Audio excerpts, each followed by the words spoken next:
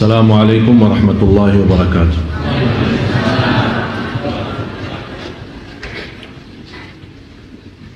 Alhamdulillahi rabbil alamin wa ashhadu an la ilaha illallah wahdahu la sharika lahu waliyyus salihin wa ashhadu anna sayyidana wa nabiyyana Muhammadan abdullahi wa rasuluhu as-sadiqul amin.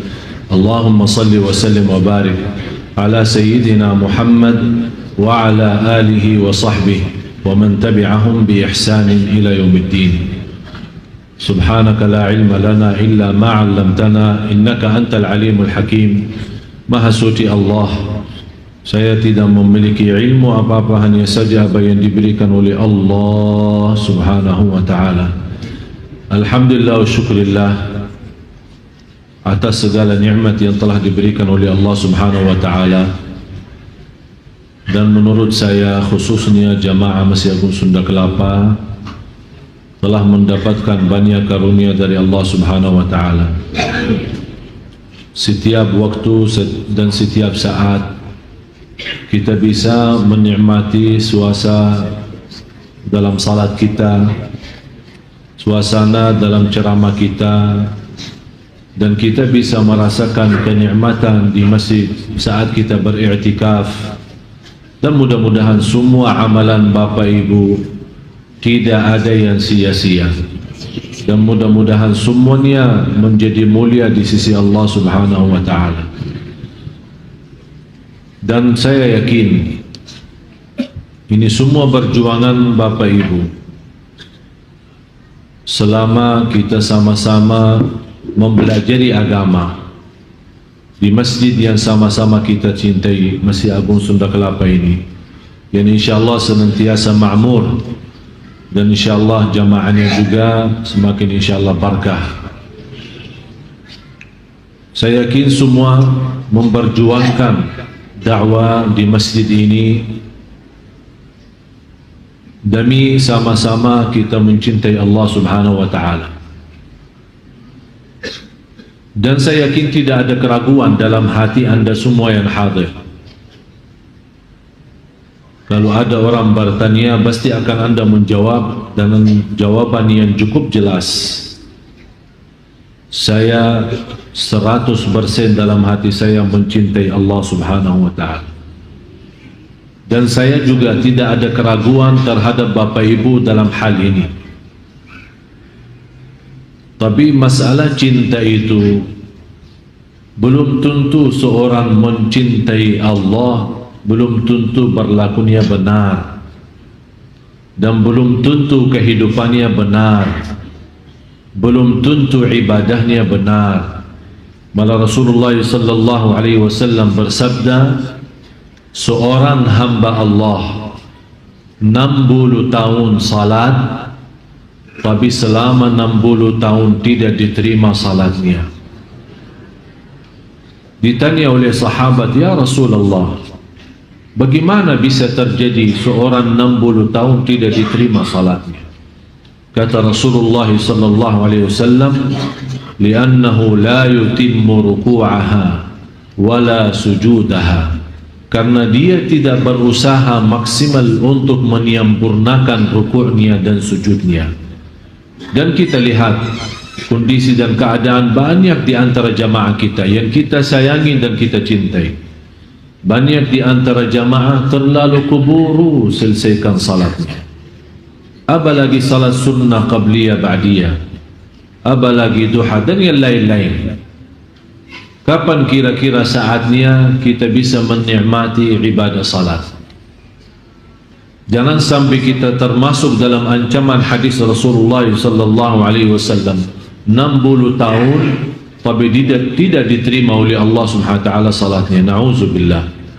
Mudah-mudahan kita semua menjadi orang-orang yang bisa mendekatkan dirinya kepada Allah karena salat yang khusyuk, salat yang sempurna rukuknya dan sujudnya. Marilah kita sama-sama mempelajari dan masuki kepada amalan-amalan yang bisa membawa kita, bukan hanya kita cinta Allah, tapi Allah subhanahu wa ta'ala juga mencintai kita semua.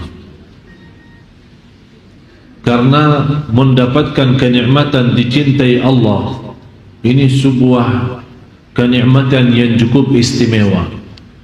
Banyak orang yang dilalaikan, banyak orang yang tertipu oleh syahwat, hawa nafsu dan dunia.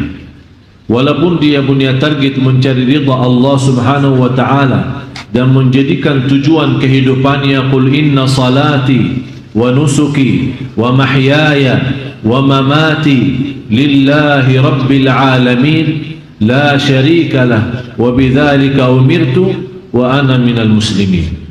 Jadi orang-orang yang sudah membaca ayat ini berkali-kali di dalam iftitah salatnya, ternyata dia tidak mendalami arti daripada doa ini.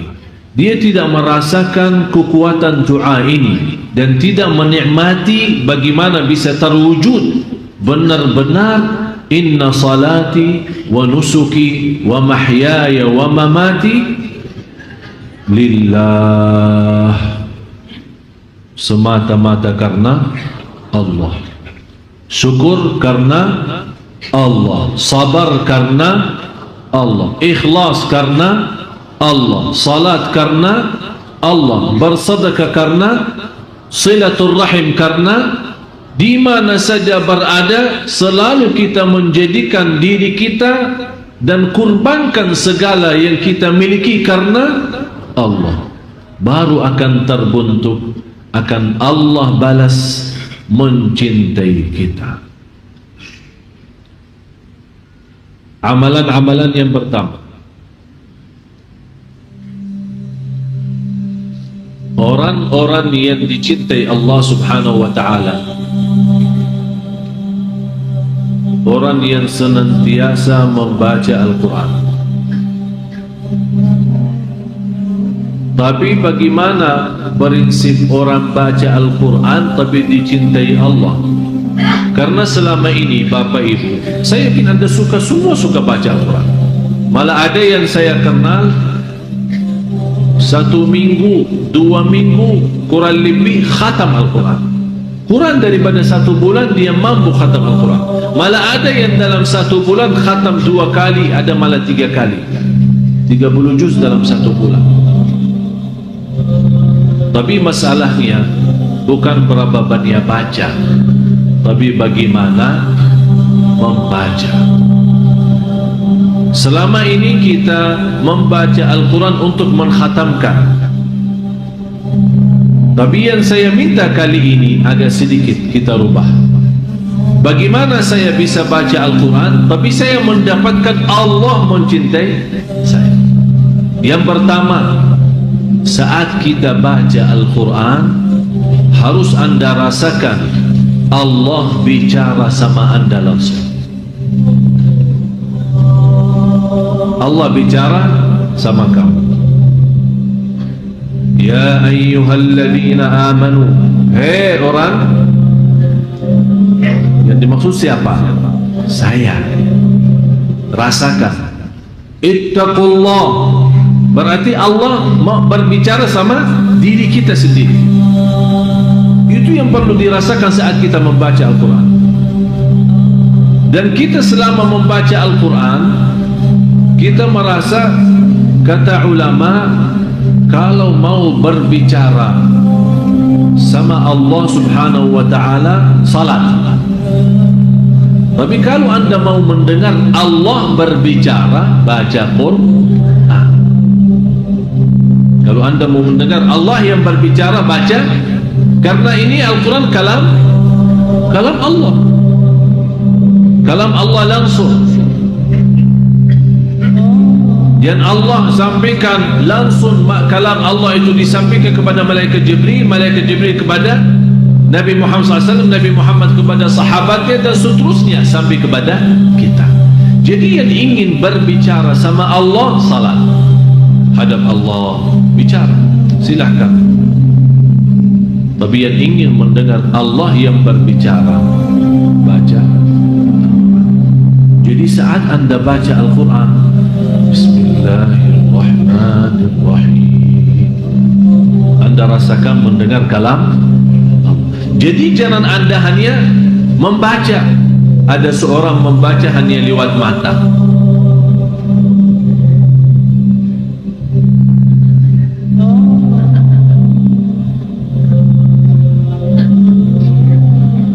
tidak akan bisa rasa. Kenapa? Apa manfaatnya suara? Suara agar didengar oleh, kenapa didengar oleh telinga sendiri? Kalau ada syaitan mengganggu kita, lari. Dia tidak bisa, karena ada suara keluar. Syaitan terganggu.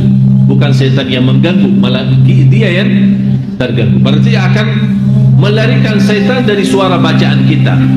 Kalau sudah syaitan lari, berarti kita akan mampu fokus dan lebih nikmat bacaan kita. Yang kedua, saat kita mendengar sendiri bacaan kita, rasakan Allah yang lagi menyampaikan bacaan itu lewat telinga kita. Karena telinga itu salah satu makhluk Allah. Ada seorang punya telinga tapi tidak bisa mendengar. Ada orang punya mata tapi tidak bisa. Jadi masalahnya bukan wujudnya mata atau wujudnya telinga, tapi masalahnya apakah dia berfungsi atau tidak, bisa menjadi berguna atau tidak.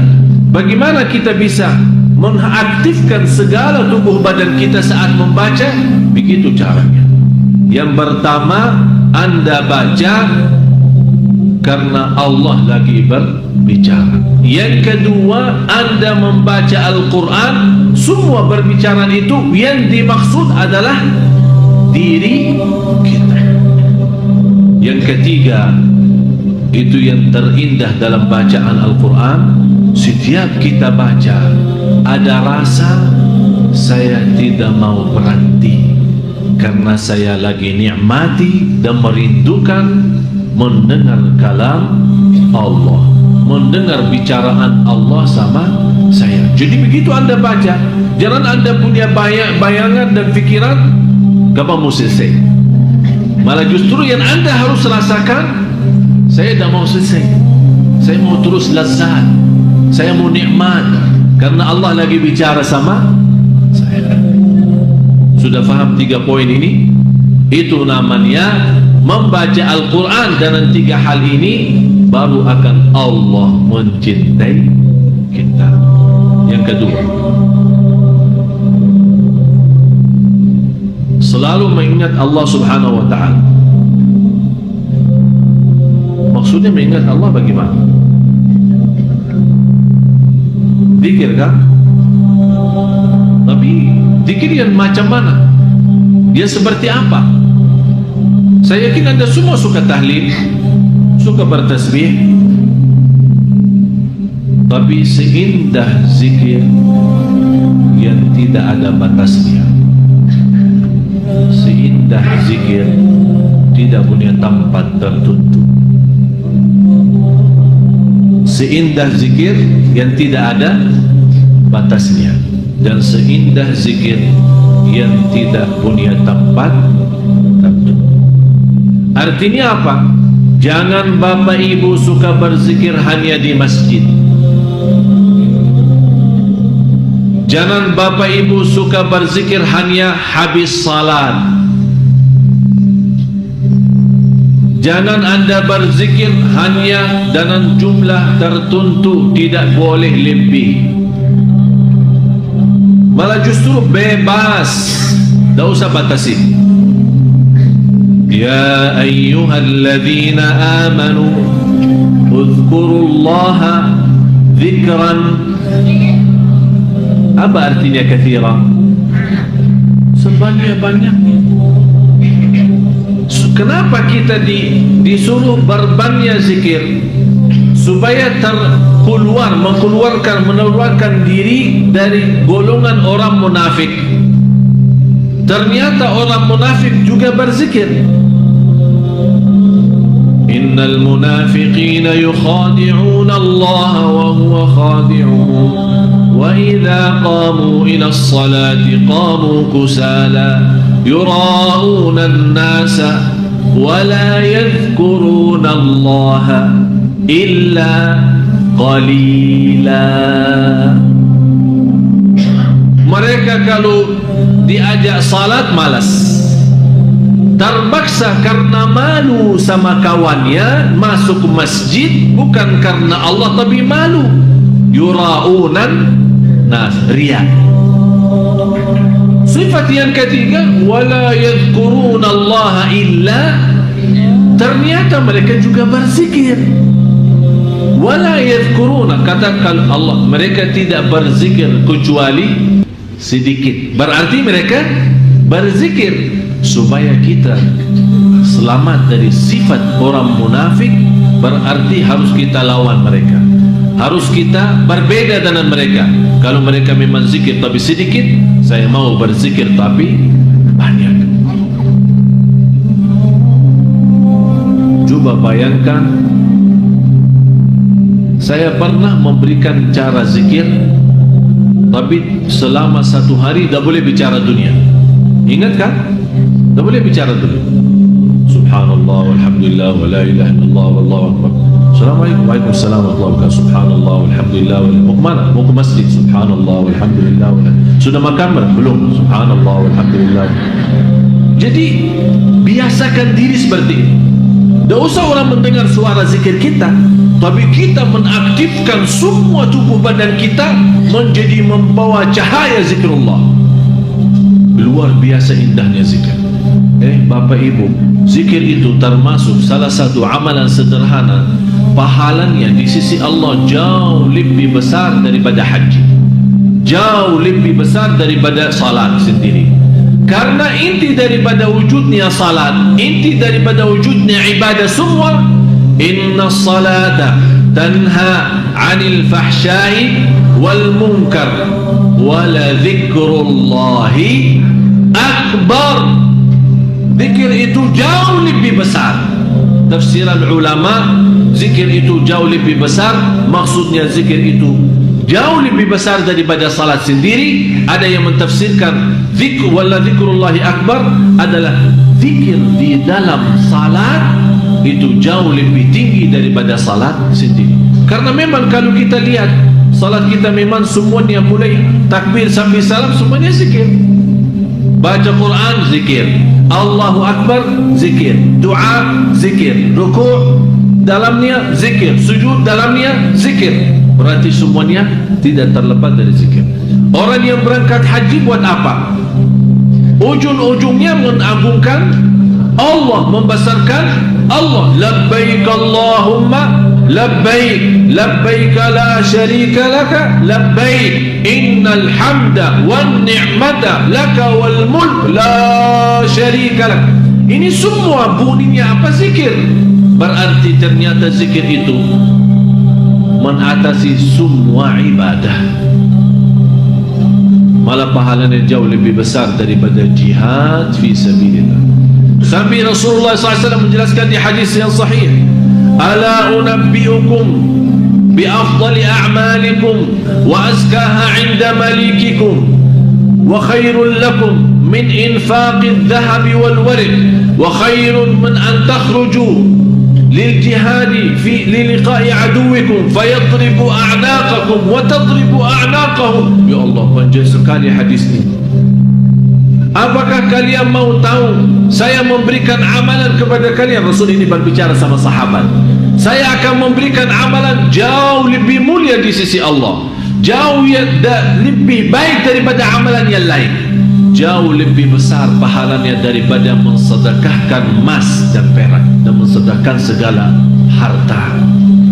Jauh lebih besar daripada menghadapi musuh saat perang. Mereka membunuh kita atau kita membunuh mereka. Kaget sahabat, ini jihad, jihad lawan musuh. Apa saja amalan yang jauh lebih tinggi daripada itu semua?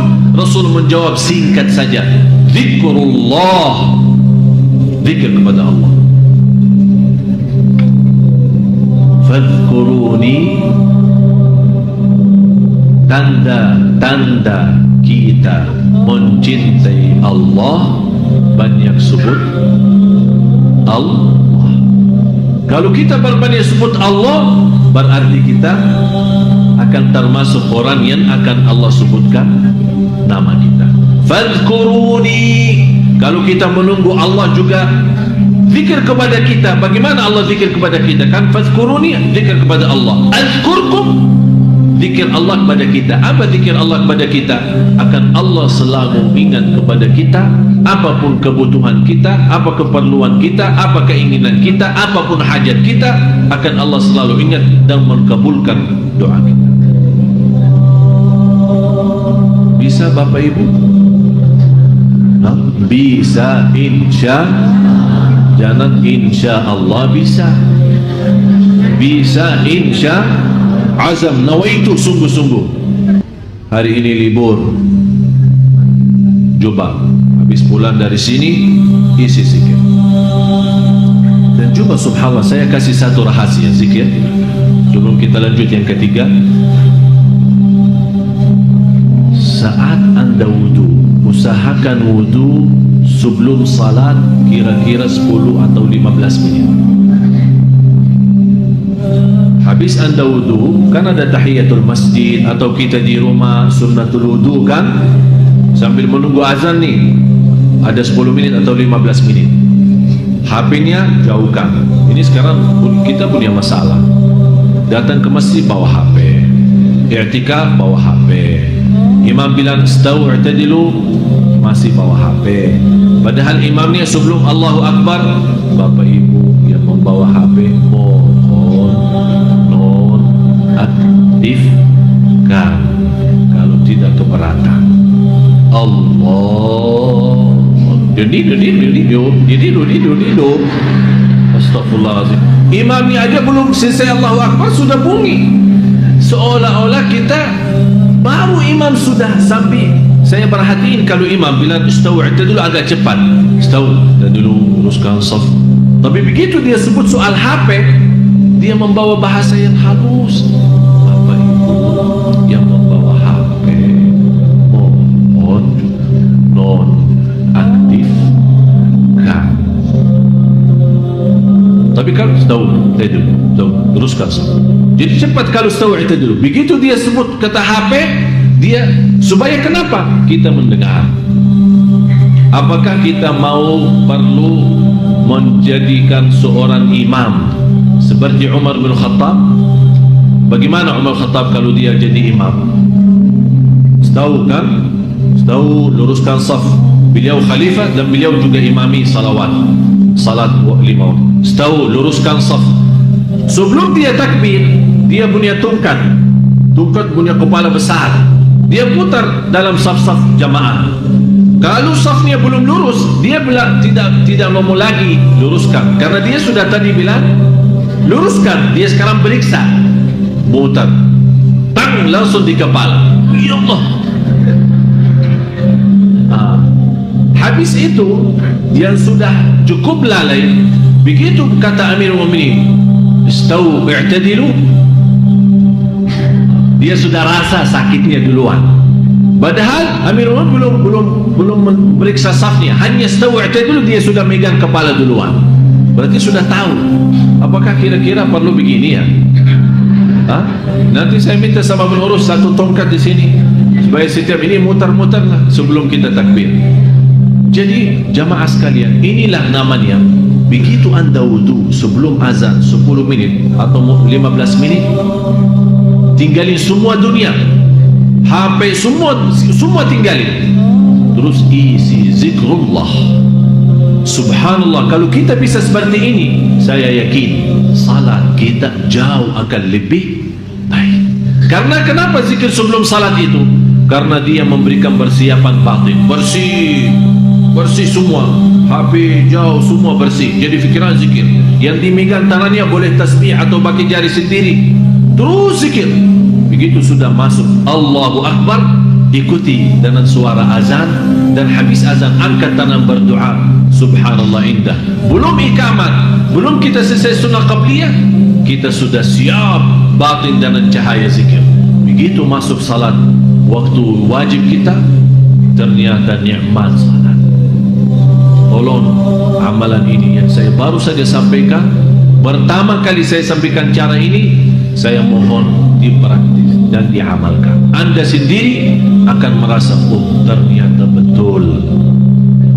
Yang ketiga,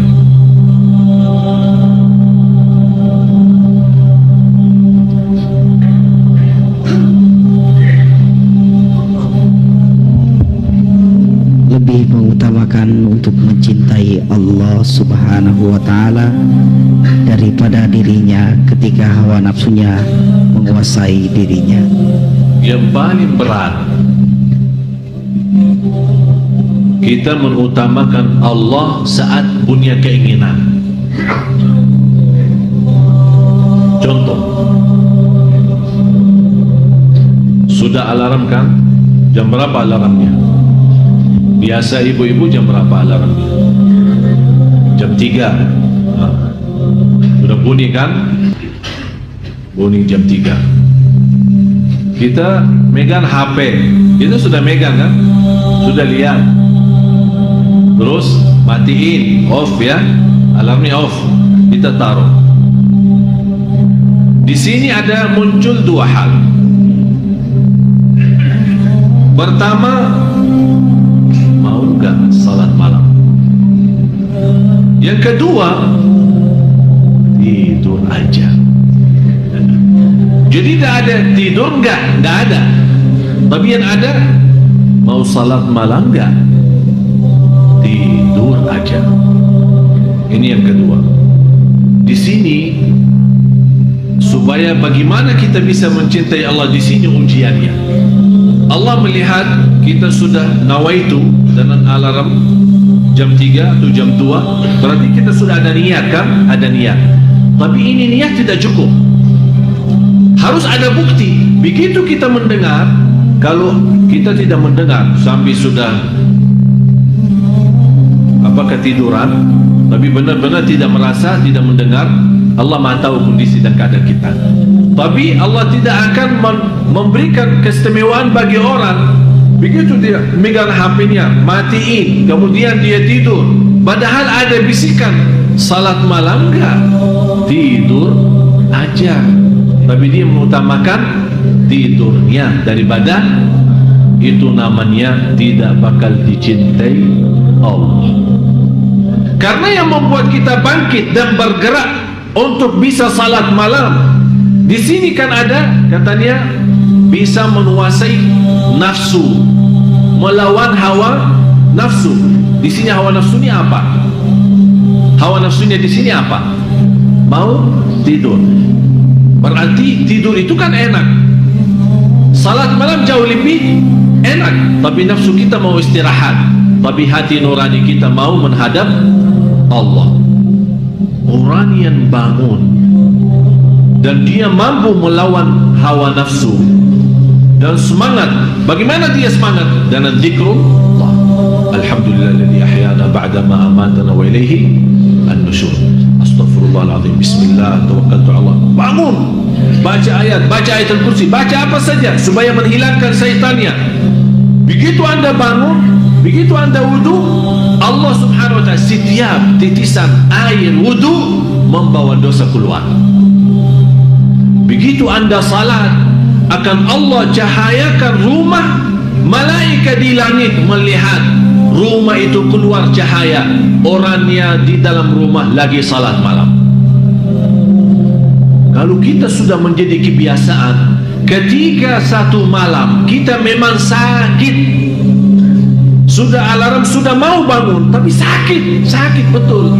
Ternyata begitu kita bangun tapi tidak kuat, malaikat melihat ini rumah biasanya ada cahaya keluar, kok ini malam tidak keluar cahayanya. Turun salah satu malaikat mau ambil berita, ini ada apa. Begitu mereka turun, salah satu malaikat, oh orangnya lagi sakit. Naik lagi, dia sampaikan kepada malaikat, orangnya lagi. Semua malaikat di langit rapat mendoakan, ya Allah sembuhkan. Subhanallah. Berarti malaikat sendiri menhayati cahaya salat malam kita. Sebagaimana kalau kita keluar malam, kita kadang-kadang melihat langitnya terang kan? Itu katanya cahaya dari langit turun. Tapi kapan bisa cahaya dari bumi naik? Jangan sampai malaikat melihat malah ternyata gelap, semua gelap. Karena cahaya yang bisa tembus ke langit bukan lampu PLN ya, bukan listrik ya, ya. Tapi yang bisa tembus ke atas adalah semua cahaya nurani kalbu kita saat kita lagi salat. Oleh karena itu, salah satu amalan yang bisa membawa kita dicintai Allah, harus Anda mampu menguasai dan melawan hawa nafsu kita, terutama saat merasa nafsu kita ingin sesuatu duniawi, ingin istirahat, ingin tidur, ingin mencari rezeki tapi yang haram, tidak mau membedakan halal haram. Tapi di situ kita lawan, karena nafsu kita, mohon maaf, jiwa kita itu kan istilahnya mau yang enak-enak saja, tidak mau capek, yang enak-enak saja. Tapi begitu kita lawan, bukan yang enak diri saya, tapi yang enak Allah. Apa yang dienak Allah, apa yang disenang oleh Allah, apa yang diridai oleh Allah. Di situ kita selalu menanamkan dalam jiwa kita adalah kekuasaan hanya di tangan Allah. Jangan sampai memberikan nafsu kita yang memiliki kekuasaan. Di situ kita lama-lama akan memiliki hati yang sudah rusak. Begitu kita mau perbaiki, susah memperbaikinya. Yang keempat,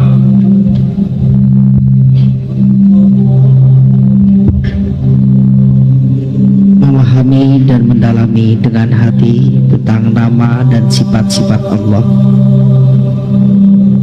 Allahu Akbar. Rata-rata jemaah kita sudah hafal Asmaul Husna. Hafal enggak? Hafal.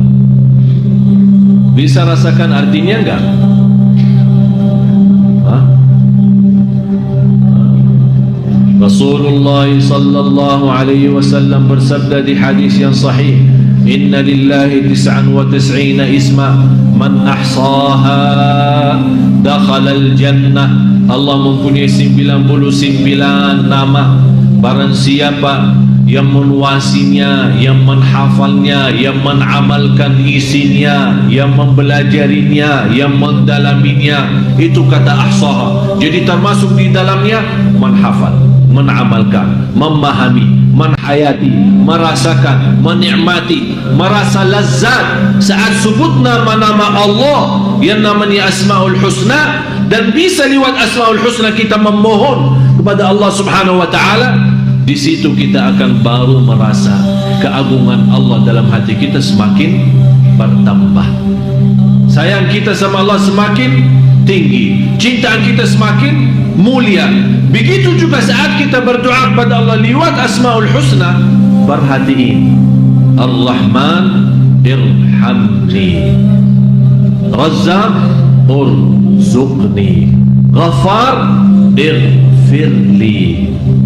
Jadi kita saat kita saking sudah memahami, jangan Anda berkata ya Rahman urzuqni, oh ya Rahman urzuqni, ya Razzaq urzuqni, ya Karim muliakan, ya Ghafur ampuni, ya Rahman rahmati. Jadi Anda sudah memiliki pemahaman Asmaul Husna sampai Anda bisa meminta dengan Asmaul Husna sesuai arti dan makna. Faham Bapak Ibu? Itu namanya barang siapa yang mampu menghafal, memahami, menhayati, dan sampai dia bisa berdoa kepada Allah lewat Asmaul Husna, kata Rasulullah dijanjikan akan masuk surga Allah Subhanahu. Jadi mulai dari hari ini kalau kita baca Asmaul Husna, lebih baik setiap hari kita bawa satu nama, tapi kita bisa mengerti apa isinya dan apa dalamnya. Paham Bapak Ibu? Yang kelima, kepasrahan hati di hadapan Allah Subhanahu wa ta'ala. Bagaimana pasrah hati? Maksudnya keluarin hati dari dada kita terus kasih ke Allah.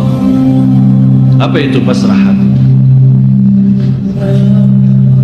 Hah?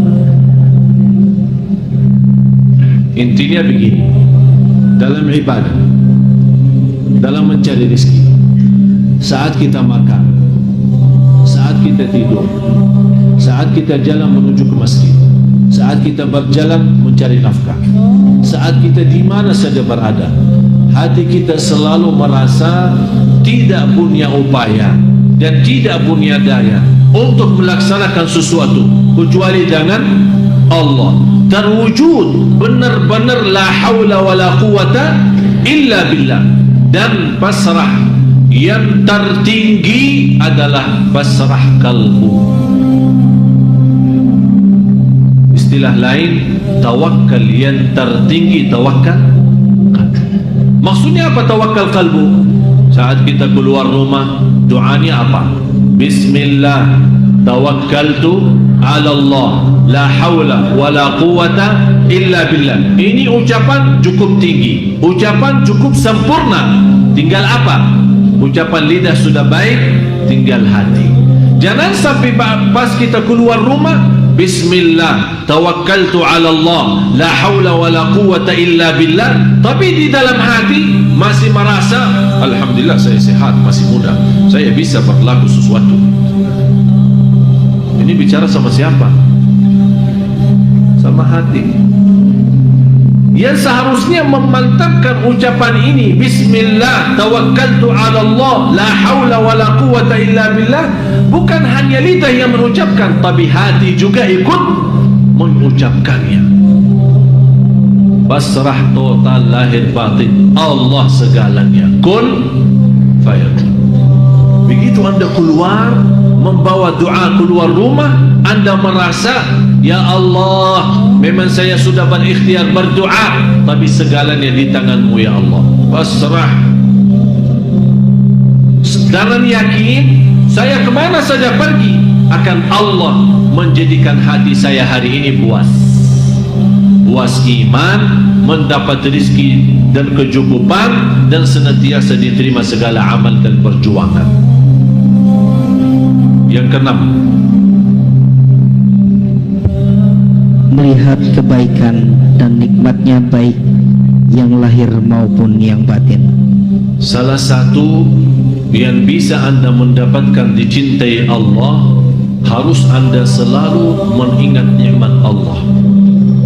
Fikirkan nikmat-nikmat Allah kepada kita. Wa amma bi ni'mati rabbika fahaddits. Yang kita selalu lupa, kita sibuk mensyukuri nikmat tapi lupa mensyukuri yang memberikan nikmat. Kita sibuk menikmati nikmat tapi kita lupa mensyukuri yang memberikan nikmat. Kita sibuk untuk menghadapi cobaan tapi kita lupa minta tolong dari yang memberikan cobaan. Jadi selalu kita bayangkan, jangan anda melihat posisi ujian. Kenapa manusia dinamakan dalam Al-Quran innal insana lazalumun kafar wa in ta'uddu ni'matallahi la tuhsuha innal insana lazalumun kafar. Sungguh manusia amat zalim dan amat kafir. Amat zalim apa? Dia menggunakan nikmat yang telah diberikan oleh Allah yang tidak mampu dihitung. Dia menggunakan nikmat itu untuk menzalimi dirinya. Yang kedua, dia sangat kafir. Dia tidak mensyukuri Allah dan merasakan kemuliaan yang telah diberikan oleh Allah lewat nikmat-nikmat itu. Berarti dia mengkafirkan nikmat. Dia berkufur terhadap nikmat. Dinamakan oleh ulama kufrun ni'mah, kufur nikmat. Jadi anda sebelum melihat sisi cobaan, yang seharusnya Bapak Ibu anda melihat sisi kenikmatan. Bunia mata masih bisa melihat Al-Quran, bunia lidah masih bisa menyebut nama Allah, bunia telinga masih bisa mendengar azan dan kalam-kalam yang baik, bicara-bicara yang baik. Anda masih punya kaki bisa berlangkah-langkah menuju ke masjid silaturrahim dan kemana-mana mencari nafkah dan rezeki yang halal. Anda masih punya nafas yang bisa menaturkan nafasnya untuk Allah subhanahu wa ta'ala. Saya bertemu beberapa hari lalu seorang ibu sudah usia 90 tahun, sakit, tidak bisa bergerak. Begitu saya datang silaturahim, saya bertanya, bagaimana bu keadaannya? Dia menjawab, Alhamdulillah. Tapi dalam kata Alhamdulillah benar-benar tersentuh hati saya. Saya bilang, ibu, Alhamdulillah atas apa? Ibu lagi sakit, sakitnya parah dan tidak bisa bergerak. Dia menjawab, Alhamdulillah masih bunya 3. Bunya hati terisi iman, bunya lidah menyebut nama Allah, bunya akal masih bisa sadar siapa diri saya terhadap Allah. Dia sudah tidak melihat sakitnya, tidak melihat kakinya yang tidak berfungsi, tidak melihat tubuhnya yang tidak bisa bergerak, tapi dia melihat nikmat, bukan melihat ujian. Di situ dia merasa kenikmatan cukup besar, malah dia merasa masih kekurangan syukur. Itulah namanya hamba yang dicintai Allah. Karena kita orang mencintai Allah, semua nikmat terhitung. Tapi sekarang kita terbalik, malah semua ujian yang cobaan yang kita hitung. Kita hitung cobaannya, bukan hitungkan nikmatnya. Ini yang membuat kita lemah. Wa amma bi ni'mati rabbika fahad. Oleh karena itu jamaah sekalian, begitu anda diuji Allah, jangan lihat apa itu ujiannya, tapi lihat berapa masih tersisa nikmat yang lain. Kalau Allah berikan 100 nikmat, yakini yang ujiannya hanya 2, anda masih bisa menikmati 98. Jangan anda rugi iman gara-gara kehilangan 2 nikmat. Akhirnya mendapatkan cobaan yang jauh lebih besar adalah kehilangan iman dan kehilangan syukur. Tidak usah pikirin sebagaimana ibu yang tadi. Dia sudah tidak melihat sisi sakitnya dan tidak melihat umurnya dan tidak melihat dia tidak bisa bergerak, tapi dia masih bisa merasakan iman, yang kalbu yang terisi iman. Lidah masih Allah izinkan untuk sebut nama Allah, dan akal masih bisa sadar.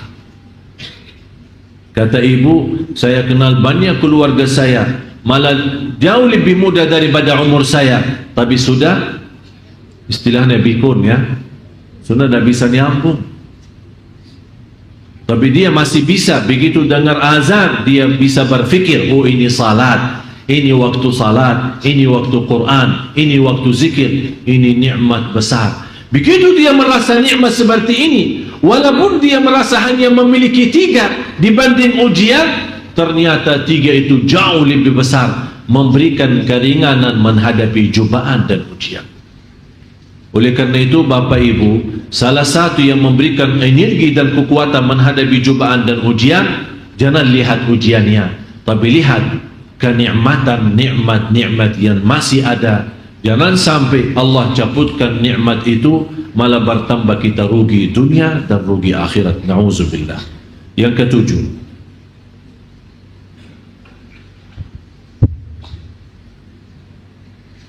merasakan kehinaan dan kerendahan hati di hadapan Allah. yang ketujuh, subhanallah, kira-kira bisa kita merasakan saat kita lagi salat atau saat kita lagi doa, benar-benar merasa hina diri enggak? Maksudnya hina diri di sini apa? Kita saat salat dan saat doa, kita melemparkan diri kepada Allah, buang diri kepada Allah. Kita tunjukkan kepada Allah, ya Allah, saya tidak punya Tuhan selain Engkau ya Allah. Biar saya punya kekayaan, tapi ya Allah saya miskin, masih nol dengan kekayaan-Mu ya Allah. Saya Allah butuh segala sesuatu dari-Mu, butuh rahmat-Mu, ampunan-Mu, pimpinan-Mu, petunjuk-Mu ya Allah. Kita selalu saat doa dan saat salat merasakan kita hamba yang terhina, yang tidak bisa apa-apa, yang tidak punya arti, yang tidak punya nilai, karena semuanya hanya Allah, milik Allah, kembali pada Allah. Inna lillah wa inna ilaihi raji'un. Apalagi saat kita salat, ternyata ada hikmahnya, disuruh berdiri kemudian tunduk kepala ke bawah. Jangan salat seperti orang sombong, malah matanya ke atas. Ya seolah-olah Allahu Akbar, dia bicara sama Allah, mau apa? Dia tidak berkata mau apa, tapi sikap salatnya seperti itu. Tapi yang saya harapkan, begitu Anda salat, menundukkan kepala ke bawah, biar Allah berkata, ada apa? Kamu mau apa? Biar Allah yang memberikan pertanyaan itu, kita merasakan saat kita salat, kita lagi berbicara sama Allah. Nikmat. Kalau kita lagi diberikan kesempatan bertemu dengan Bapak Presiden dan protokolnya memberikan kesempatan hanya 15 menit, kira-kira 15 menit kita menghadap Bapak Presiden, begitu kita hadap beliau, kita diam atau bicara? Hah? Kira-kira ada orang ketemu Bapak Presiden tapi diam? Dia begitu mendapatkan kesempatan dan dia merasa Bapak Presiden ini bisa menyelesaikan hajat saya, bisa membantu urusan-urusan saya yang belum bisa kelar karena kepala negara. Berarti kita begitu sampai, barangkali kita tidak memberikan kesempatan dia berbicara. Kita aja yang bicara. Pak ini kan dia, Pak ini, Pak ini, Pak ini, Pak ini, Pak ini, Pak. Ujungnya dia bilang insyaallah. Siap. Dibantu. Begitu dia menjawab dibantu, kita langsung percaya. Alhamdulillah. Betul Pak? Betul, dibantu. Jangan khawatir. Kenapa kita bisa memiliki keyakinan? Padahal walaupun ada keputusan dari Bapak Presiden, tapi kalau belum ada izin Allah, wallahi tak akan bisa dapat apa-apa. Dan saya mendapatkan pelajaran dari warga negara Indonesia. Tidak pernah terbayang dan tidak pernah nyangka bisa dapat warga negara Indonesia. Malah ada orang yang menawarkan ke saya, Syekh sanggup nggak bayar 100 juta? Insya Allah dalam 10 hari saya keluarkan KTP Indonesia. Minta 100 juta. Besok datang masih tawar-tawaran sampai 50, akhirnya dikasih diskon katanya 20 juta kelar, tapi agak lama kalau 20 juta. Berapa? Barangkali 3 bulan sampai 6 bulan, pokoknya dapat. Saya bilang saya berserah kepada Allah. Kalau Allah izinkan saya dapat, saya yakin tanpa proses akan Allah datangkan warga negara itu. Subhanallah, tiba-tiba tidak lama saya dapat terima telepon, diundang untuk memberikan ceramah. Bapak Presiden hadir, Wakil Presiden, dan semua para pejabat-pejabat, menteri-menteri, termasuk duta-duta tamu negara. Begitu saya sampaikan ceramah, malah Bapak Presiden sendiri panggil. Ente dari mana? Ana dari Madinah. Kok bisa bahasa Indonesia? Ya Alhamdulillah. Saya bilang kalau soal bisa, saya tidak bisa, tapi Allah yang maha bisa. Allah yang berikan semua. Sampai kata beliau, kalau saya tutupi mata mendengar ceramah ente, saya tidak nyangka ini orang dari Madinah. Terima kasih Pak. Langsung dia berkata begini, bahasa persis. Mau nggak warga negara Indonesia? Saya langsung ingat yang nawarin 100 juta.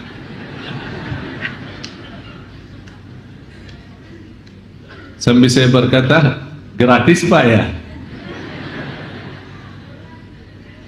Gratis. Sekarang saya perintahkan, Anda berkenan enggak? Saya bilang, terima kasih, penghargaan bagi saya Pak. Kita pemain bola aja sudah kita kasih warga negara, sampai sekarang tidak dapat juara. Udahlah, mudah-mudahan dengan kita membaga buatmu mendapatkan warga negara, insya Allah bisa membawa masyarakat Indonesia menjadi makmur. Begitu bahasa beliau. Langsung belum saya berhenti mau pulang, langsung dipanggil Pak Menteri Hukum dan HAM. Segera bantu Tuan Syekh Ali. Begitu bahasa beliau. 8 hari persis ditelepon, saya masih di luar negeri. Segera, ini Pak Menteri sendiri yang telepon, suruh datang menghadap beliau. Begitu saya pulang dari Malaysia ketemu beliau, tak sampai 15 menit, tehnya belum selesai, selesai minum teh. Langsung kelar surat, ditandatangan sama Pak Menteri, ini ada perintah daripada Presiden saya untuk memberikan warga negara. Saya ingat kata ini yang ketujuh. Saya merasa saat berdoa kepada Allah Subhanahu wa taala, ya Allah, kalau memang Anda punya rencana untuk saya di Indonesia, ya Allah, saya tidak punya upaya dan daya, malah saya merindukan Madinah daripada Indonesia. Tapi Allah, saya milih aturan Allah, saya milih bantuan Allah, saya milih dan mengutamakan apa yang Allah berikan, saya terima. Subhanallah, Allah tunjukkan demi hari ke hari, demi waktu ke waktu, demi masa ke masa, setiap waktu Allah tunjukkan kepada saya bagaimana dahsyatnya Allah dan kekuasaannya Allah. Yang saya harap semua Bapak Ibu jamaah sekalian, terutama saat berdoa, Anda harus merasa hina diri, miskin, fakir, dhaif, lemah, tak bisa apa-apa, tak punya upaya, tak punya daya, tak bisa mau kemana. Dan merasa di ujung doa Anda berdoa, ya Allah, kalau Engkau hanya mendengar doa orang saleh, bagaimana saya yang masih banyak dosa mau kemana? Kalau ya Allah Engkau hanya menerima doa orang saleh, ya Allah bagi saya yang masih banyak dosa mau kemana lagi? Kita tunjukkan. Dan saking adil dan kasih sayangnya Allah, bukan Allah hanya menerima doa orang saleh, ternyata Allah juga kasih sayangnya kepada orang yang berdosa dan bermaksiat. Kalau dia bertaubatan nasuha, taubat yang benar dan memohon kepada Allah dengan benar, akan Allah terima doanya dan kabulkan hajatnya. Buktinya, setiap hari kita berdoa dan setiap hari Allah berikan nikmat, kita lupa mensyukurinya. Ini sebenarnya salah satu cara Allah menambahkan nikmat kepada kita, tapi kita tidak sadari, berarti Allah sudah menerima doa kita, tapi kita belum sadar nikmat yang kita minta belum kita dapat. Oleh karena itu, periksa diri kembali. Harus kita merasa diri miskin sama Allah. Ya ayyuhan nas, antumul fuqara'u ila Allah. Manusia, semuanya dalam keadaan miskin kepada Allah. Yang ke-8,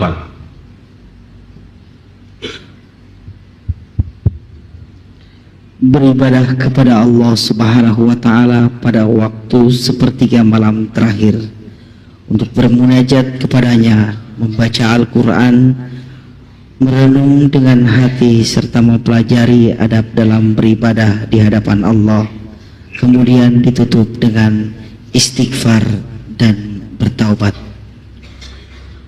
Saya kasih amalan yang ke-8, seindah istighfar. Ingat ya, seindah apa? Istighfar. Sebelum azan subuh 20 menit sampai 30 menit. Di dalam Al-Quran dinamakan Al-Ashar, waktu sahur. As-sabirina was-sadiqina wal-munfiqina wal-mustaghfirina bil-ashar. ashar wa bil ashari hum yastaghfirun.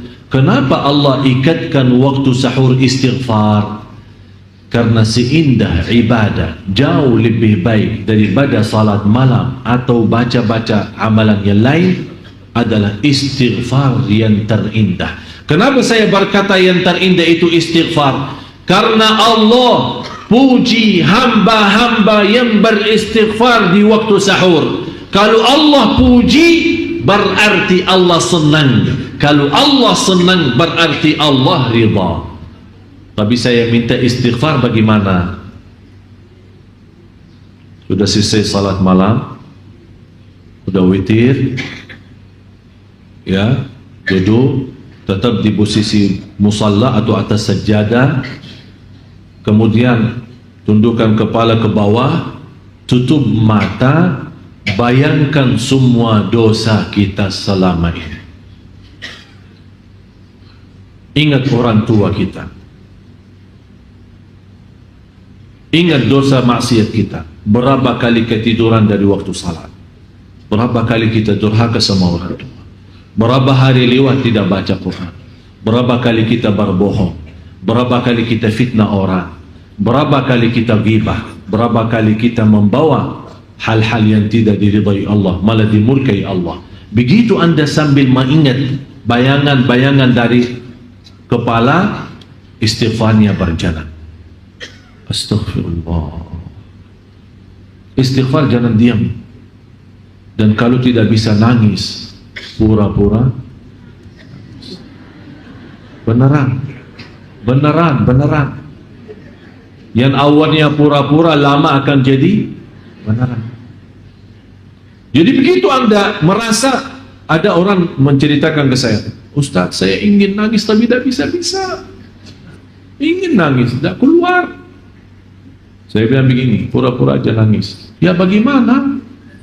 Astagfirullah.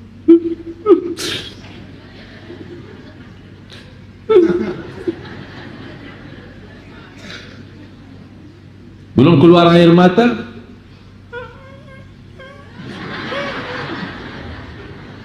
beneran. Ini salah satu ikhtiar kita. Karena kenapa kita berusaha mau keluarin air mata? Karena air mata itu adalah obat sikat kalbu. Tahu kalau baju lagi, kadang-kadang kalau masuk mesin cuci dah bersih kan? Apa yang diperlukan? Ini kalbu ini perlu. Apa itu? Air mata obatnya. Air mata. Bisa enggak? Bisa, insya. Demi Allah jamaah sekalian, kalau anda bisa merasakan keindahan seperti ini, demi Allah tidak perlu lama istighfar. Hanya 10 kali saja, sudah nangisnya minta ampun. Sudah nangisnya minta ampun. Sampai ada satu saat akan bengkak mata, saking nangis. Malah mau berhenti nangis tidak bisa. Kalau anda sudah bisa sampai ke martabat itu, sampai anda mau berhenti nangis tidak bisa, berarti sudah anda tersuntuh dicintai Allah. La ilaha illallah. Mau saya ajak anda nangis? Mau nangis ya? Beneran? Ya nanti kita doa. Yang ke-9,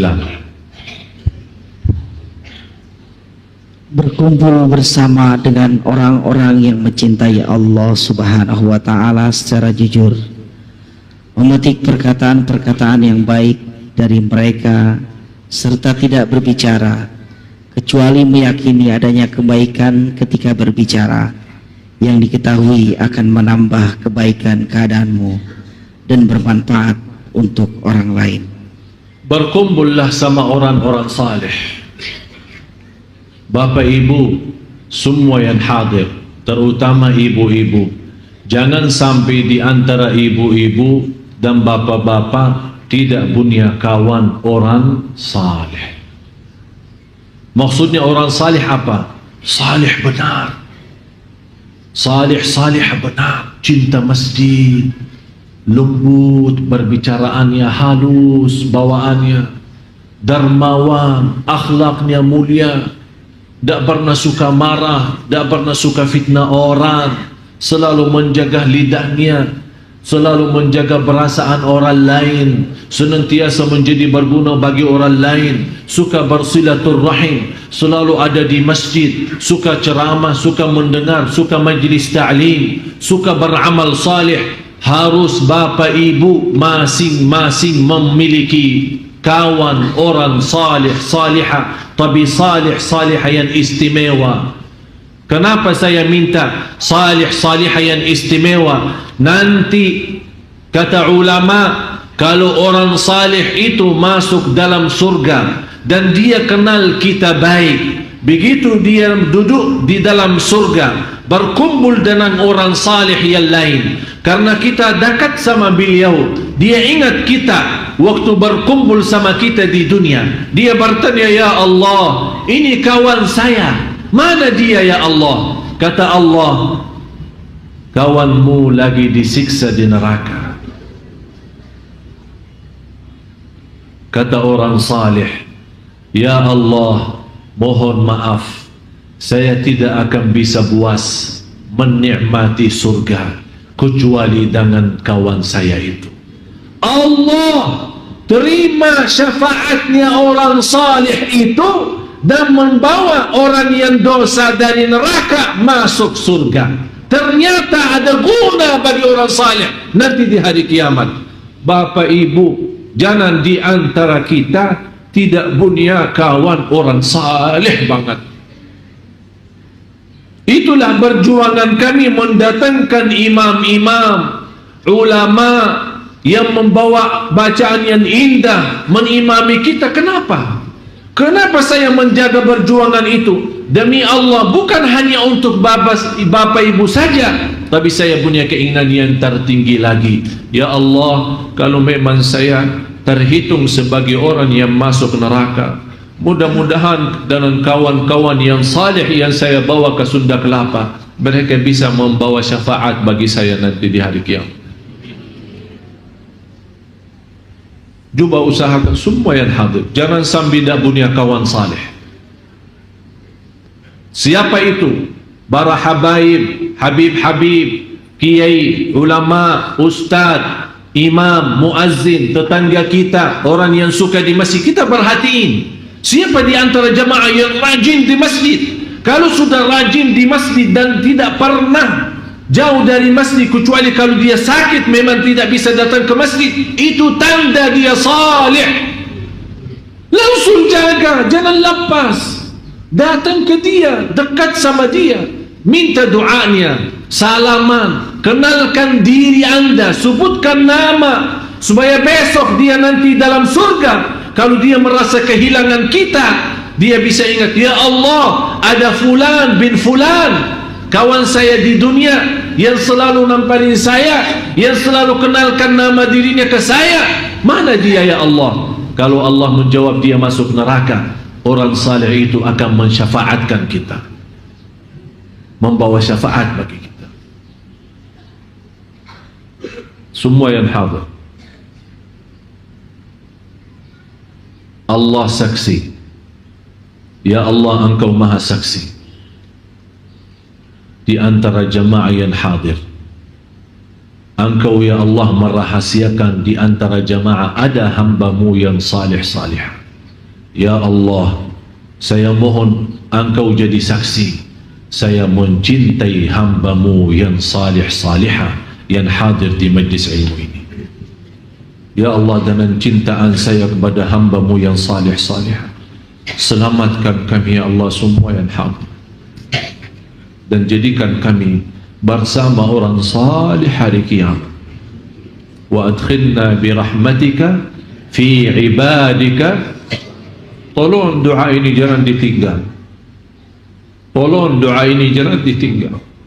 Wa adkhilna birahmatika fi ibadika salihin. Karena ini doa para nabi dan rasul. Para nabi dan rasul berdoa itu, ya Allah, jadikan saya bersama orang salih, apalagi kita. Kalau para nabi dan rasul sudah minta, ya Allah, jadikan kami dalam rahmat-Mu bersama golongan orang salih, apalagi kita jemaah sekalian. Mudah-mudahan kita semua bersama orang salih di dunia, bersama orang salih nanti di hari kiamat, dan juga bersama orang salih dalam surga Allah Subhanahu wa taala. Amin ya rabbal alamin. Yang ke-10, menjauhi atau menghilangkan hal-hal yang menghalangi hati dari mengingat Allah Subhanahu wa taala. Tolong periksa kembali apapun hal-hal yang menghalangi kita dari Allah. Dunia, jauh dari dunia. HP, jauh dari HP. Usaha menjauhkan kita dari masjid, usaha menjauhkan kita dari zikrullah, usaha melalaikan kita dari kewajiban kita yang jauh lebih utama, tinggalkan karena Allah. Karena Rasulullah bersabda, man taraka syai'an lillah awwadahu Allahu khairan min. Barang siapa yang meninggalkan sesuatu karena Allah, akan Allah gantikan yang lebih baik. Jangan sampai kita menjadi orang alhaakumut takatsur, dilalaikan oleh kebanggaan, kekayaan, harta, dunia, kesibukan. Lalai, kapan sadar? Hatta zurtumul maqabir. Tapi kalau sudah zurtumul maqabir, artinya sudah masuk dalam maqabir, sudah masuk dunia kubur. Apa arti sadar saatnya? Tidak ada arti. Jangan sampai kita menjadi orang yang masuk dalam golongan alhaakumut takatsur. Karena di ujung alhaakumut takatsur, thumma latus'alunna yawma idzin 'anil na'im. Rasulullah sallallahu alaihi wasallam ketika satu saat berduduk sama Sayyidina Abu Bakar, sahabat-sahabat yang lain, ada Sayyidina Uthman radhiyallahu an, Rasulullah SAW makan dan minum.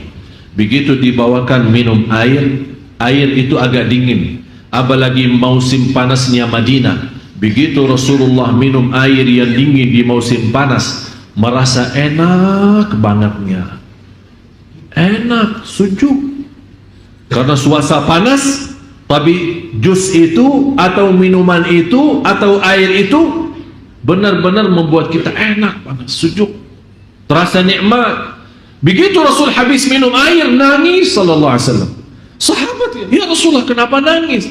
Apakah air itu ada masalah? Kata Rasulullah, akan Allah tanyakan kita terhadap nikmat air dingin itu di musim panas. Apakah sudah syukur atau belum? Thumma latus'alunna yawma idzin 'anil na'im. Itu yang akan ditanyakan oleh Allah. Coba periksa di rumah kita, macam-macam makanan sampai kita bingung mau bawa kemana, akan ditanyakan oleh Allah. Minuman apa lagi? Begitu anda menikmati minum jus atau minuman yang lain, tolong ingat, thumma latus'alunna yawma idzin 'anil na'im. Ini alhaakumut takatsur, salah satu surah yang membuat Rasulullah nangis.